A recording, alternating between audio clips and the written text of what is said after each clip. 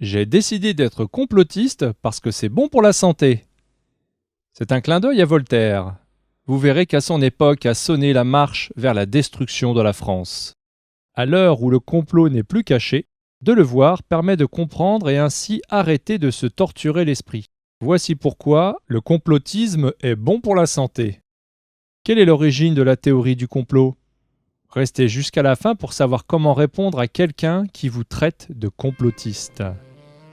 Parce que tu m'as vu, tu as cru. Heureux ceux qui n'ont pas vu et qui ont cru. J'espère que ce format podcast avec mon avatar vous conviendra. De cette manière, je tiens à votre disposition cet enregistrement dans mon blog.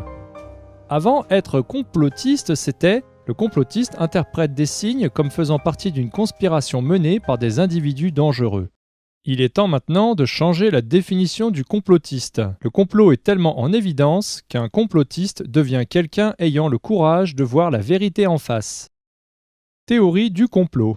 Il existe des néologismes comme complotisme ou conspirationnisme.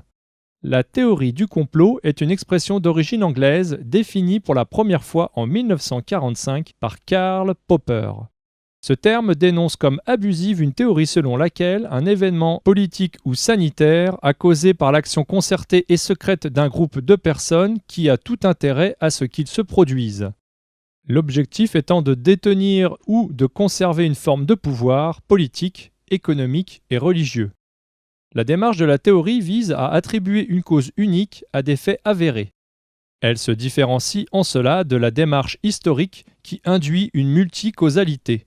Il est encore possible de faire la différence avec l'histoire quand elle n'est pas elle-même manipulée par le même groupe secret de personnes. Ce sont les vainqueurs qui écrivent l'histoire. Celui qui a le contrôle du passé a le contrôle du futur. Celui qui a le contrôle du présent a le contrôle du passé. George Orwell, dans son roman 1984. Comment répondre à quelqu'un qui vous traite de complotiste ? Si quelqu'un vous demandait si vous êtes complotiste, vous pourriez commencer par le questionner sur sa définition du complotiste. Dans ce cas, il y a une ouverture du dialogue. La plupart du temps, la phrase ne comporte pas de question. Vous êtes accusé d'être complotiste. Cette fois, vous êtes déjà jugé et condamné. Très peu de gens changent d'avis. C'est une forme de communautarisme. Le communautarisme est une conception qui soutient que l'individu n'existe pas indépendant de ses appartenances, qu'elles soient culturelles, ethniques, religieuses ou sociales. Pour que les gens ne soient pas contredits, ils aiment appartenir à des groupes de personnes qui sont du même avis. Cela provoque un appauvrissement de la pensée, une fermeture d'esprit et une rigidité cérébrale. Vous êtes un complotiste.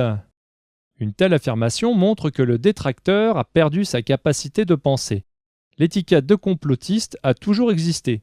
Elle a pour dessein de disqualifier son interlocuteur. Cette affirmation est un refus avéré d'entendre ce que la personne ciblée a à dire. Étant déjà jugé et condamné, vous n'avez pas la possibilité de vous défendre de cette accusation. Depuis toujours, certaines personnes ont utilisé des accusations infondées du même genre. Communistes, gauchistes, fascistes, racistes, anti-X ou anti-Y, des mots plus ou moins à la mode. Cela représente aussi une simplification des raisonnements. Ils mettent les gens dans des cases, ainsi, ils ont l'impression de comprendre la situation. C'est une manifestation de la peur. Les neurosciences sont très claires sur le sujet. Le cerveau primaire bloque le néocortex. Il y a une protection du système limbique, le générateur de nos émotions. Moins ils en savent, mieux ils se portent. Il y a aussi une peur de la différence. Au lieu de voir un enrichissement dans la différence, dans le partage des idées et des cultures, ils y voient de la souffrance. Cela s'explique simplement. Les personnes accusatrices ont peur de s'être elles-mêmes trompées. Elles ont peur de ne pas tout savoir. Si vous savez tout, c'est que vous ne réfléchissez plus. Leur ego leur dit qu'ils sont des sachants. Je reste comme cela car je suis parfait. Surtout, pas de remise en question sous peine de souffrance. Pour éviter de souffrir, ils s'interdisent de savoir. Ils perdent leur capacité à penser. Cela peut être par facilité ou par conditionnement à la pensée unique. Dans tous les cas, ces personnes dégagent leurs responsabilités. Ils se rendent incapables d'agir pour en savoir plus. Ils ne cherchent pas à savoir ce que vous avez à dire. Surtout pas. Cela remettrait en question leur système de pensée. Vous risquez de bouleverser leur vérité avec la vôtre. Il y a une négation de la relation. Vous ne pouvez pas vous expliquer. C'est encore une manifestation de l'effet miroir. L'autre considère que vous ne savez pas non plus. Comment réagir face à une telle accusation ? La meilleure réponse à ce genre d'attaque est d'éprouver de la compassion. L'autre est tendu, il ne voit pas la réalité de la situation. Rappelez-vous qu'il a peur, il ne peut plus interagir avec les autres. Il vit une détresse émotionnelle. Son système limbique est court-circuité par le cerveau primaire. Ne cherchez pas à lui ouvrir les yeux, c'est rentrer dans le jeu du sachant. Placez-vous comme un pensant. Quelle est l'attitude du pensant ? Posez des questions ouvertes, proposez de remettre la réflexion au cœur de la conversation.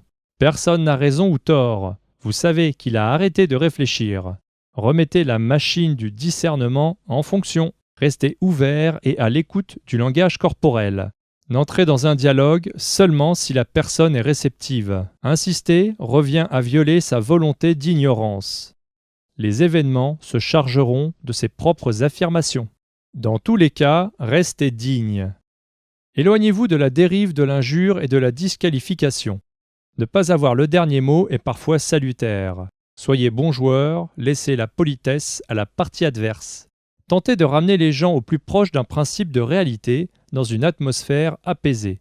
Vous gagnerez sur la durée. Soyez authentique, restez élégant, honnête et droit.